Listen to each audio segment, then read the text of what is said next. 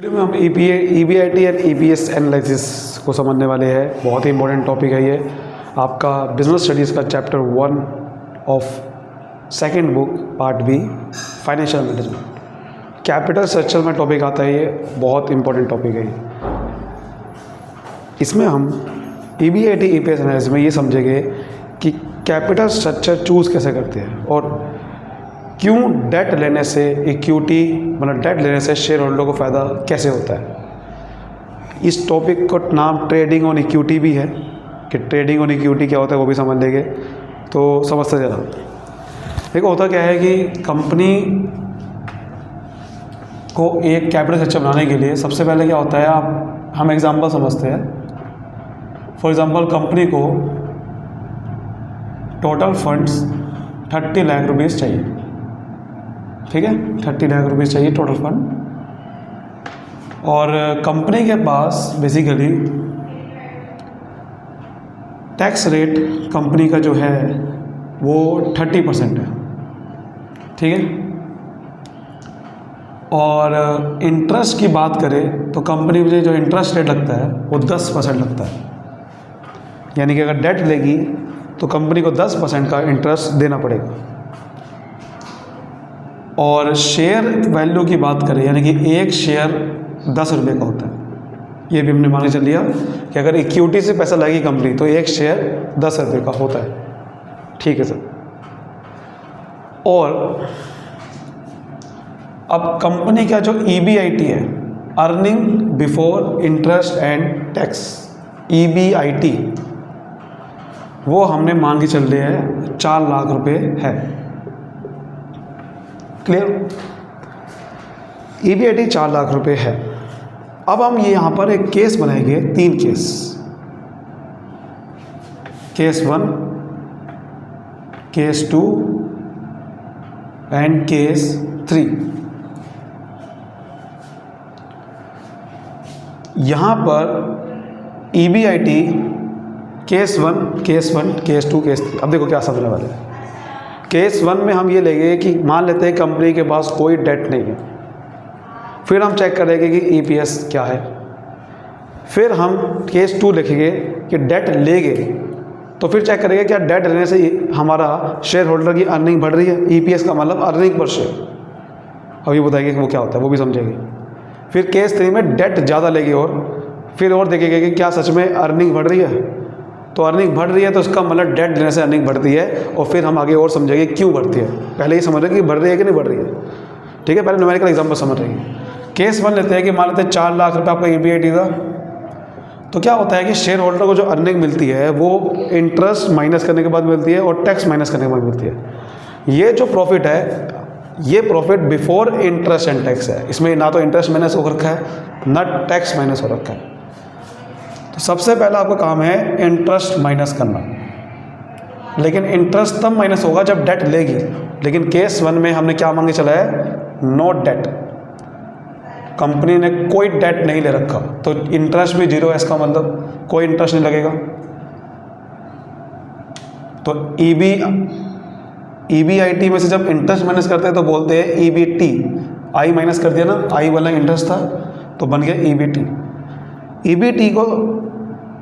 EBT से हम tax minus करते हैं जो कि हमने मान के चल रखा है 30%। तो 30% टैक्स है तो 4 लाख का 30% हम माइनस करेंगे 1,20,000 रुपये, यानी कि 2,80,000 रुपये आपके पास बचा। इसको बोलते हैं earning after tax, EAT, earning after tax. ये इनकम, ये जो प्रॉफिट है लास्ट में बचा हुआ, ये आपको शेयर होल्डर को मिलता है।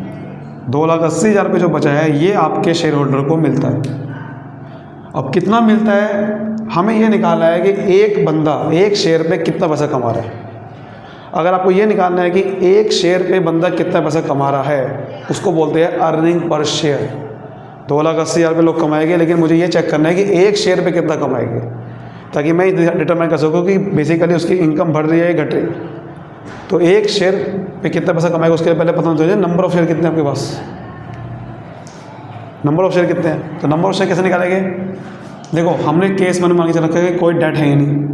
तो यानी कि 30 लाख रुपए कंपनी ने इक्विटी से लिए हो गए। अगर आपको ये निकालना है कि एक शेयर्स कितने हैं, तो आपको 30 लाख को एक शेयर कितने का है, 10 रुपये का, उससे डिवाइड कर देना होगा। आपको समझ में आ जाएगा कितने शेयर है। तो 3 लाख शेयर है, यानी कि 2,80,000 रुपये 3 लाख को बटेगा। तो EPS कैसे निकलता है, जब अर्निंग आफ्टर टैक्स को नंबर ऑफ शेयर से डिवाइड कर देते हैं।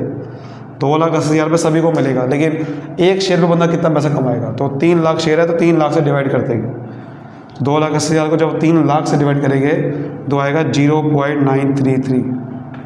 इसको बोलते हैं EPS, अर्निंग पर शेयर। एक शेयर पे शेयर होल्डर 0.933 कमा रहे हैं, बहुत कम कमा रहे हैं।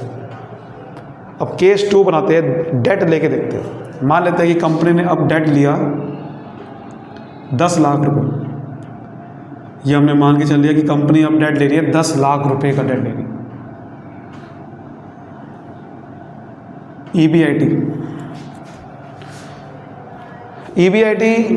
4 लाख रुपये लेस इंटरेस्ट,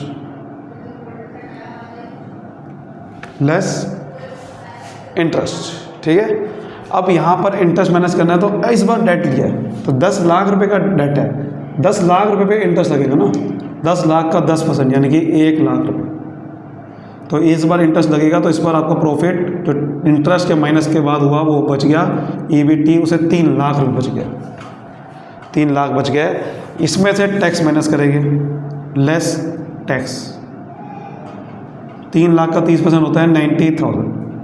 तो आपका जो इस पर शेयर होल्डर को मिलेगा EAT वो 2,10,000 रुपये मिलेगा। इसको नंबर ऑफ़ शेयर से दोबारा डिवाइड करेंगे। अब नंबर ऑफ़ शेयर्स कितने हैं वो कैसे पता चलेगा, 30 लाख में से 10 लाख का तो डेट है, तो बाकी यानी कि 20 लाख रुपए आप इक्विटी से लाए हो, और एक इक्विटी एक शेयर 10 रुपये का है, तो 10 से डिवाइड कर दो, यानी कि 2 लाख शेयर है।